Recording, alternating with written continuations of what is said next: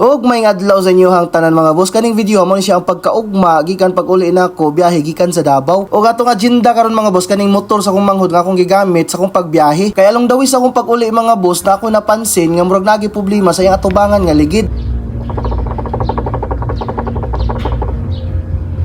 Og matik mga boss, wala tayo lang suspect ani kundi ang iyahang bearing. Og tuod ay busing no naguli ko diri sa Moa diri sa Ampayon, Butuan City. Kay pwede lagi tana mga busing nga kitay mo trabaho ani ato ang motor pero wala man tay mga tools diri tungod kay atong tools is nasa Bislig City. Kaysa wala din ay balo mga busing no, ako pangwarta po dito sa Bislig isang pagmekaniko sa motor o sa mga sakyanan. Ug mao din ako ang manghod nga tag-iya sa motor ug mao na akong mga pertipong kiata. Wala mo koy tools diri mga busing nga pangtanggal niini mo na tay laing mabuhat ani kundi dalon tani sa pinakaduol nga motor shop. Og ang kanindot pud ani adlaw mga busing is maayo ang panahon kaysa mga niaging adlaw sa kong pagbiyahe-biyahe dili gid pud masabot ang mga panahon na usahay nga arang inita pero makalitrag ulan. In short mga bossing, dili gid nato maybaw ang atong panahon karon mo nang ikaw kung pariha ka nako nga magsigig biyahe gamit ang motor, pangandam na lang gyud, pagdala na lang gyud mga raincoat para protection pud sa tua sa tuang pagbiyahe kung muulan manggali. Og diri sa mo gipuy-an mga bossing no, dili ra kay ni kalayuan sa atong adtuan which is sa Ampayon pero naghelmet lang ko tungod kay sa unahan daghan pug manakupay diri kay stricto pud sila diri pag abot sa safety. Og syempre mga boss, as a good citizen syempre mo follow kita sa rules and regulation pero mga boss para naman po na sa ato ang safety. O kita ra gyapon mga boss sa maka-benefits ana. Og wala pud nadugay mga bossing abot na diri sa sentro sa barangay Ampayon og walay laing pinakaduol nga shop nga ko nakita diri is mauni. Og sa pag-abot na ko diri mga bossing daghan pa kay sila gitrabaho, daghan pa nakahilira nga ilang ayuhonon, mo nagpahulat-hulat ko nila gamay. Og ang kanindot pud diri nga shop mga bossing is naga-offer po sila hydro painting. Hydro painting mga bossing kana pagpintura nga ilublob sa tubig og mao nilang mga example sa ilang mga design sa ilang hydro painting. Daghan kay mga bossing no mamili lang mo diri. Og dili lang mga motor mga bossing no, bisan inyong helmet pwede niyo diri pa hydro painting. Og ubay-ubay pud ilang mga customer diri mga bossing. Og isa pud agaw attention diri sa ilang shop mga bossing is na naka-display nga pang motor show nga motor, reader carb. So di basta-basta mga bossing no, detalyado kayo, di kay kuswito sa mga inani nga mga kon pero wa ko laing mayon mga bossing, grabe piti na gyud kayo. Og iyon pud sa ako na istorya nagbantay diri kadaghan na pud daw ni nakadaog og motor show pero di pud malibod mga bossing tungod sa kadaghan sa trophy nga naka-display diri og wala ra pud nadugay mga bossing no, gisugda nato ang motor. By the way mga bossing no, kaning motor sa akong manghod is a Yamaha TFX 155cc ra ni siya mga bossing pero dako kay tan-aw tungod kay naka-mask na magud ni siya, gipang-usab na pud iyang mga cover